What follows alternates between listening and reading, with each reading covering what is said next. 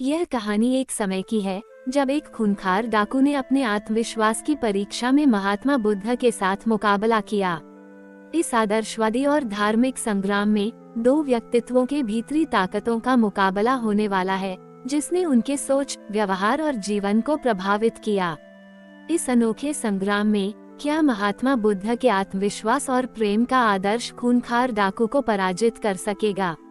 एक समय की बात है, महात्मा बुद्ध बिहार के पास एक राज्य में भ्रमण पर जा रहे थे। तभी वहां के एक गांव में वह रात गुजारने के लिए रुक गए और फिर वहां के लोग खूंखार डाकू अंगुलीमाल के बारे में बात करने लगते हैं। तभी महात्मा जी ने उन आदमियों को बुलाकर पूछा कि भाई, आप लोग किसकी बात कर रहे हो?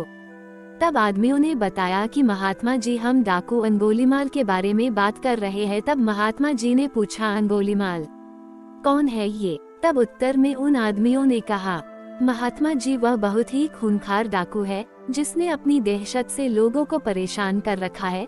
वह डाकू उसके इलाके में जाने वाले राहगीरों को लूटता है और यहीं पर उसका खूंखारपन खत्म नहीं होता। वह लोगों के उंगलियों को काट लेता है और फिर उनकी माला बनाकर अपने गले में पहनता है। तब महात्मा जी ने बड़ी शालीनता से पूछा कि अंगुलीमाल डाकू मिलता कहाँ है?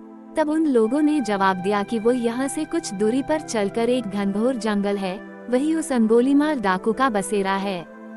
तब महात्मा जी ने कहा, ठीक है, और अपने शिष्यों को बोला कि तुम सब अब विश्राम करो, कल सुबह होते ही हमें जल्दी निकलना है। सुबह हुई और महात्मा जी ने अपने शिष्यों को कहा कि चलो शिष्यों, अब हमें उस जंगल की ओर प्रस्थान करना है।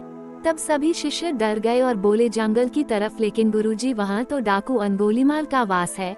अगर हम वहां जाएंगे तो वह हमें मार डालेगा और हमारी अंगुलियां काटकर उनकी माला बनाकर धारण करेगा। तब महात्मा जी बोले कि शिष्यों, कभी भी किसी परिस्थिति में डरना नहीं चाहिए, लेकिन कोई बात नहीं, अगर तुम लोग नहीं जाना चाहते तो कोई बात नहीं, मैं तुमको वहां जाने के लिए बाध्य नहीं करूंगा, जैसी तुम्हारी इच्छा। महात्मा जी जंगल की तरफ प्रस्थान करने के लिए ज्यों ही प्रस्तुत हुए, गांव के लोगों और शिष्यों ने उन्हें बहुत रोका, लेकिन वह नहीं माने और जंगल की ओर चल पड़े। और फिर अंततः वह जंगल पहुंच गए जहां की अंगुलीमाल रहता था। जब उस डाकू की नजर महात्मा जी पर पड़ी, तब वो महात्मा जी को बड़े आश्चर्यजनक तरीके से देखने लगा और सोचने लगा कि इस जंगल में आदमी साथ मिलकर भी नहीं आते और यह यहाँ अकेला चला आया। तब उसने महात्मा जी से पूछा कि कौन हो तुम? महात्मा जी ने कहा, मैं एक राहगीर हूँ। अंगुलीमाल ने कहा, भाई, तुम यहाँ अकेले आ गए हो, तुम्हें पता नहीं मैं कौन हूँ? तब महात्मा जी ने जवाब दिया कि हाँ, तुम भी मेरे ही तरह एक इंसान हो। तब अंगुलीमाल ने कहा कि लगता है तुम इस जगह नए आए हो, तुम्हें शायद मेरा नाम नहीं पता। उसने बड़ी शालीनता से कहा। महात्मा जी ने कहा, मुझे तुम्हारे बारे में गाँव वालों ने बताया था। तब अंगुलीमाल ने कहा, फिर भी तुम यहाँ चले आए, तुम्हें मुझसे डर नहीं लग रहा क्या? तब महात्मा जी ने कहा कि डर कैसा, मुझे तुमसे क्यों डर लगेगा? तब वो डाकू गुस्से से लाल पीला होकर महात्मा जी को घूरने लगा और कहने लगा कि तुम्हें नहीं पता कि मैं कितना ताकतवर हूँ। मेरे डर के कारण यहाँ अच्छे से अच्छे दिग्गज जाने की हिम्मत नहीं करते और तुम यहाँ मरने चले आए हो। तब महात्मा जी ने कहा, ताकतवर? मैं तो तुम्हें ताकतवर नहीं मानता। तब तो गुस्से से लाल आंखें करके वह डाकू महात्मा जी को देखने लगा। तब अंगुलीमाल ने कहा कि तुम्हें नहीं पता कि मैं कितने आदमियों को मार चुका हूँ। मेरे गले में यह माला देख रहे हो, मैंने उन आदमियों को सिर्फ लूटता नहीं हूँ, बल्कि उनके हाथ की उंगलियां को काटकर अपनी माला में पिरो लेता हूँ। यह कहते हुए अंगुलीमाल जोर जोर से हंसने लगा। महात्मा जी मंद मुस्कान के साथ हंसने लगे। तब वो डाकू आश्चर्य से महात्मा जी को देखने लगा और सोचने लगा कि अरे, यह कैसा इंसान है, मुझसे डरने की बजाय यह हंस रहा है।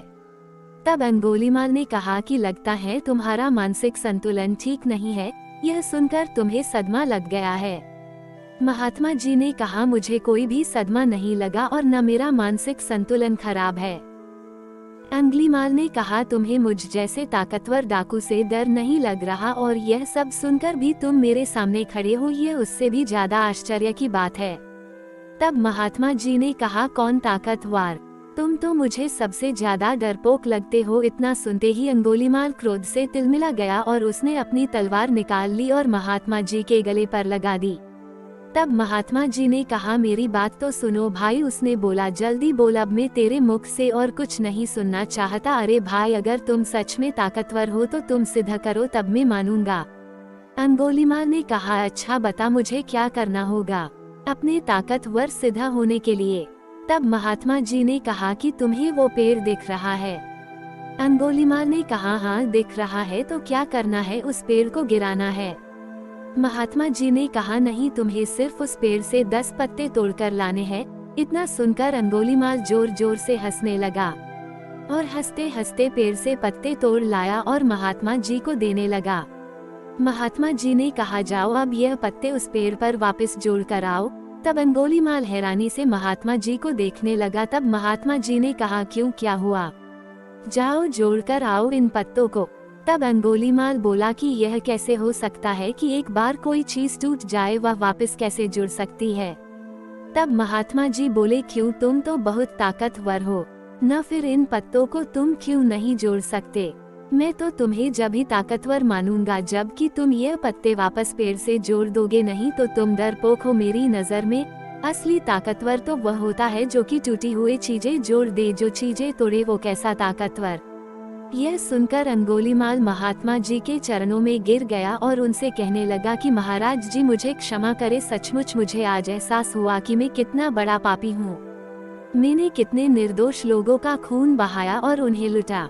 महात्मा जी बोले कि तुम्हें अपने पापों का एहसास हुआ, यह बहुत बड़ी बात है। अगर तुम्हें सचमुच अपने किए पर पछतावा है तो आज से सच्चाई और अच्छे राह पर चलो, दीनों की मदद करो और अपनी ताकत का इस्तेमाल जरूरतमंदों की रक्षा में करो। तब से अंगुलीमाल अच्छे रास्ते पर चलने लगा और सबकी मदद करने लगा।